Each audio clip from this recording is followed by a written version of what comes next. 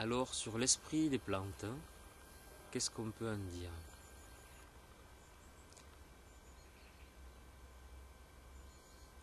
Aborder l'esprit des plantes, c'est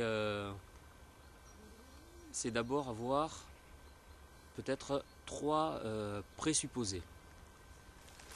Le premier, c'est qu'il existe différents degrés entre les plantes telles que je les vois et moi. Donc il y aurait peut-être 3 degrés. Un premier degré qui est le visible. Donc je vois clairement autour de moi des buissons, je vois des troncs, je vois des oiseaux, je vois différents animaux. Il y a quelque chose de visible dans la nature. Un deuxième degré serait ce visible présente quelque chose qui serait relativement perceptible, mais quelque chose de caché. Voilà, il y a du caché dans le visible.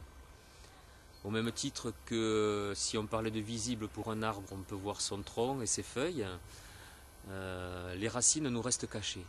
Voilà.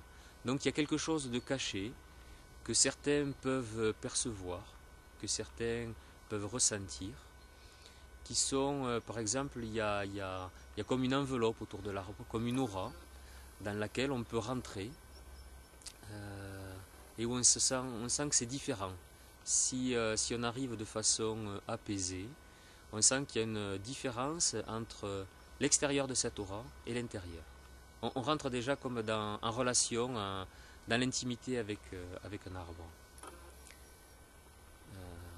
De même, à l'intérieur du tronc, on peut ressentir ou on peut percevoir comme un cœur. Il y a une essence, il y a quelque chose qui est propre à cet arbre-là. Alors, donc du visible, du caché dans le visible et de l'invisible.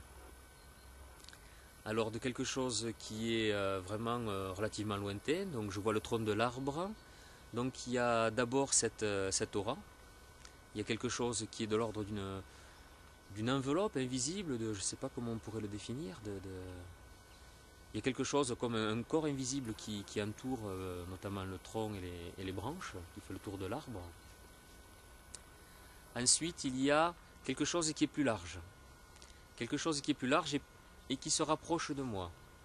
Entre l'arbre et moi, il y a différents degrés, différents stades. On pourrait les sectionner quelque part, même s'ils sont ensemble et participent tous en même temps, on pourrait mettre différents degrés, différentes étapes. Donc le visible, le caché dans le visible, et ensuite dans l'invisible, il y a comme dans un premier stade, donc j'ai un chêne en face de moi, ça serait l'esprit des chênes. Il y a toute une famille, un ensemble de... Ce chêne qui est devant moi représente différents chênes qui sont tout autour. Ils sont liés. Et pour moi, ce chêne en particulier est comme un ambassadeur. Donc il véhicule aussi en lui l'esprit des chênes. Ensuite, il y a une autre étape qui se rapproche de moi, qui est l'esprit du lieu, l'esprit de la forêt d'ici. Donc là, c'est plus un arbre, c'est plus une famille, c'est le lieu où je suis, qui est donc quelque chose qui est plus entourant. Voilà. Avant, j'étais dans quelque chose qui s'approchait, mais maintenant, c'est quelque chose qui est plus entourant. Donc, je me rapproche quand même de moi. Et donc, c'est l'esprit des lieux, l'esprit de la forêt, l'esprit de la clairière parfois. Donc, il y a quelque chose d'invisible, mais quelque chose qui me parle. Donc, pas avec mes sens classiques, mais quelque chose en tout cas qui me nourrit, et quelque chose qui, même si je ne le perçois pas forcément, quelque chose qui est là. Et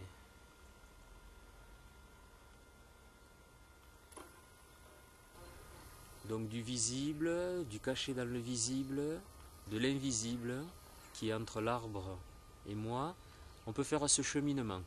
Voilà. Donc soi-même, l'esprit des lieux, donc qui nous invite à de l'enracinement, on passe à une forme d'harmonisation avec le lieu. On trouve sa place, hein. On est bien là. Et ensuite, il y a une orientation vers les arbres, une ouverture au peuple des arbres. Et il y a quelque chose de l'ordre de la relation qui se met en place. Et cette relation, elle est d'autant plus proche, d'autant plus intime, qu'on se sent en familiarité avec un arbre ami, un arbre compagnon, qui nous accueille avec bienveillance.